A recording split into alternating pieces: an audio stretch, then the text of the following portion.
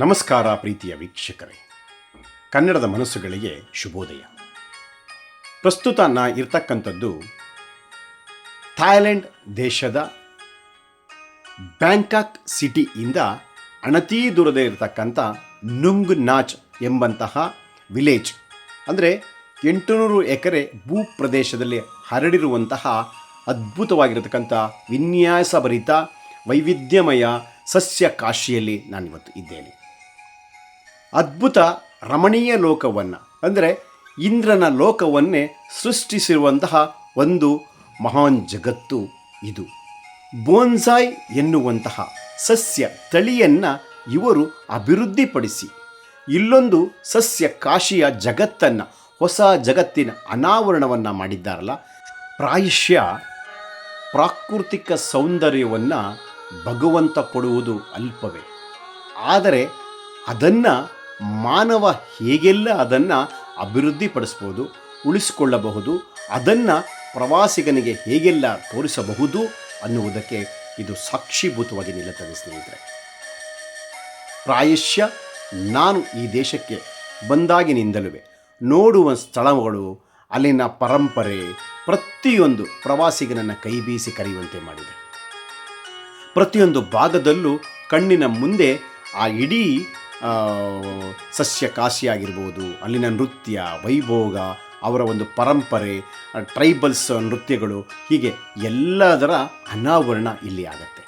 ಹಾಗಾಗಿಯೇ ಈ ಒಂದು ನುಂಗ್ ನಾಚ್ ವಿಲೇಜ್ನಲ್ಲಿ ಒಂದು ದೊಡ್ಡ ರಂಗಮಂದಿರವನ್ನು ಮಾಡಿ ಅಲ್ಲಿ ಆ ದೇಶದ ಸಾಂಸ್ಕೃತಿಕ ಹಿನ್ನೆಲೆಯನ್ನು ಅನಾವರಣ ಮಾಡ್ತಕ್ಕಂಥ, ಆ ದೇಶದ ಈ ಪ್ರತಿಯೊಂದು ಸಿರಿ ಸಂಪತ್ತಾಗಿರ್ಬೋದು, ನೃತ್ಯದ ಭಂಗಿಗಳನ್ನು ತೋರಿಸುವಂಥ ಕೆಲಸ ಕೂಡ ಮಾಡ್ತಾರೆ.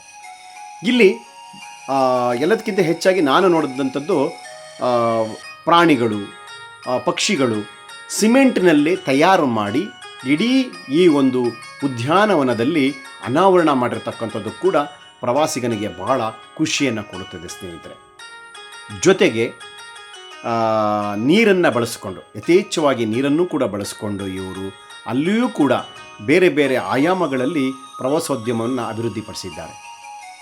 ಬಹಳ ಸಂತೋಷದಾಯಕ ವಿಚಾರ ಅಂದರೆ ಬೋನ್ಸಾಯ್ ಎನ್ನುವಂಥ ಸಸ್ಯ ತಳಿ ಇದೆಯಲ್ಲ, ಅದು ಪ್ರಪಂಚದ ಕೆಲವೇ ಭಾಗಗಳಲ್ಲಿ ಅದನ್ನು ಅಭಿವೃದ್ಧಿಪಡಿಸ್ತಾರೆ. ಯಾಕೆಂದರೆ ಅದು ಭಾಳ ಕಾಸ್ಟ್ಲಿಯ ಒಂದು ಪ್ರಯೋಗಾತ್ಮಕ ಕೆಲಸ. ಹಾಗಾಗಿ ಈ ದೇಶ ಅದನ್ನು ಭಾಳ ಚಾಲೆಂಜಿಗೆ ತಗೊಂಡು ವಿಶ್ವದ 10 ವೈವಿಧ್ಯಮಯ ಉದ್ಯಾನವನಗಳಲ್ಲಿ ಈ ಒಂದು ನುಂಗ್ ನಾಚ್ ವಿಲೇಜ್ ಏನು ಉದ್ಯಾನವನ ಇದೆ ಅದು ಕೂಡ ಒಂದು. ಹಾಗಾಗಿ ನನಗಂತೂ ಅಚ್ಚುಮೆಚ್ಚು. ಸರಿಸುಮಾರು 600ರಿಂದ 800 ಎಕರೆ ಭೂ ಪ್ರದೇಶದಲ್ಲಿ ಹರಡಿರುವಂಥ ಈ ಒಂದು ಬೋನ್ಸಾಯ್ ತಳಿಯ ಸಸ್ಯ ಕಾಶಿ ಕೈ ಬೀಸಿ ಕರೀತದೆ, ರೋಮಾಂಚನವನ್ನು ನಡೀತದೆ. ಕಣ್ಗಳ ಮುಂದೆ ಬಣ್ಣ ಬಣ್ಣದ ಲೋಕ ಅನಾವರಣಗೊಳ್ತದೆ. ಅವರು ಬೆಳೆಸುವಂಥ ರೀತಿ, ಅದನ್ನು ನೋಡಿಕೊಳ್ಳುವಂಥ ರೀತಿ, ಜೊತೆಗೆ ಆ ಪ್ರಾಣಿಗಳು ಪಕ್ಷಿಗಳು ಅದರ ಜೊತೆಯಲ್ಲೇ ಇವರ ಒಡನಾಟವನ್ನು ಇಟ್ಕೊಂಡು ಹೇಗೆಲ್ಲ ಅದನ್ನು ಬೆಳೆಸಿದ್ದಾರೆ. ಆನೆಗಳ ಸಂತತಿಯನ್ನು ಬಹಳ ವಿಶೇಷವಾಗಿ ಬೆಳೆಸ್ತಾರೆ. ಜೊತೆಗೆ ನಮ್ಮ ದೇಶದ ಬೆಂಗಾಲ್ ಟೈಗರ್ಸನ್ನು ಈ ದೇಶ ತೆಗೆದುಕೊಂಡು ಹೋಗುತ್ತೆ. ಪ್ರತಿ ವರ್ಷ ಎಷ್ಟೋ ಬೆಂಗಾಲ್ ಟೈಗರ್ಸಲ್ಲಿ ಹೋಗುತ್ತೆ. ಅಲ್ಲಿ ಸಾಕಷ್ಟು ಕಡೆ ಬೋರ್ಡ್ ಕೂಡ ಹಾಕಿದೆ, Bengal tigers thanks to Indian government ಅಂತ. ಹಾಗಾಗಿ ಸಾಕಷ್ಟು ವೈವಿಧ್ಯಮಯ ದೇವಾಲಯಗಳು, ಬುದ್ಧನ ದೇವಾಲಯ ಆಗಿರ್ಬೋದು, ನಮ್ಮ ದೇಶದ ವಿನಾಯಕನ ಅಸ್ಮಿತೆ, ಆ ವಿನಾಯಕನನ್ನು ಅಲ್ಲಿ ಈ ಒಂದು ಪಾರ್ಕ್ನಲ್ಲಿ ಅನಾವರಣ ಮಾಡಿದ್ದಾರೆ. ಹೀಗೆ ನಾನಾ ಪ್ರಾಕಾರಗಳಲ್ಲಿ ಎಲ್ಲ ರೀತಿಯ ಗಿಡಗಳನ್ನು, ಬಳ್ಳಿಗಳನ್ನು ಬೋನ್ಸಾಯ್ ತಳಿಯ ಮುಖಾಂತರ ಬೆಳೆಸಿದ್ದಾರೆ.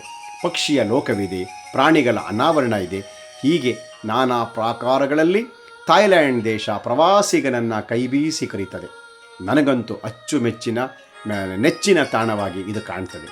ಯಾಕೆ ನಮ್ಮ ದೇಶದಲ್ಲಿ ಇಂಥ ಒಂದು ಅಭಿವೃದ್ಧಿ ಆಗುವುದಿಲ್ಲ? ಇದಕ್ಕೆ ಕಾರಣ ಏನು? ಸಮನ್ವಯದ ಕೊರತೆಯೇ, ಅಥವಾ ಹ್ಯಾಂಡ್ ಪವರ್ ಇಲ್ವಾ, ಮ್ಯಾನ್ ಪವರ್ ಇಲ್ವಾ? ಏನಿಲ್ಲ, ಎಲ್ಲವೂ ಇದೆ. ಜೊತೆಗೆ ನಮಗಿರುವಂಥ ಬ್ರೈನ್ ಪವರ್ ಇದೆಯಲ್ಲ, ಅದನ್ನು ಬೇರೆಯವ್ರು ಬಳಸ್ಕೊತಾ ಇದ್ದಾರೆ. ಈ ಎಲ್ಲದರ ಮಧ್ಯೆ ನಾನು ಒಂದು ರಿಕ್ವೆಸ್ಟ್ ಮಾಡ್ತಕ್ಕಂಥದ್ದು ಭಾರತ ಸರ್ಕಾರ, ರಾಜ್ಯ ಸರ್ಕಾರಗಳಿಗೆ, ಈ ರೀತಿಯ ಒಂದು ಪ್ರವಾಸೋದ್ಯಮವನ್ನು ಯಾಕೆ ನಾವು ಅಭಿವೃದ್ಧಿ ಪಡಿಸಬಾರ್ದು? ದಯವಿಟ್ಟು ನಾವೆಲ್ಲರೂ ಸೇರಿ ಅಭಿವೃದ್ಧಿಪಡಿಸೋಣ. ನಿಮ್ಮ ಪ್ರೀತಿಯ ಬೆಳ್ಳಿಚುಕ್ಕಿ ವೀರೇಂದ್ರ.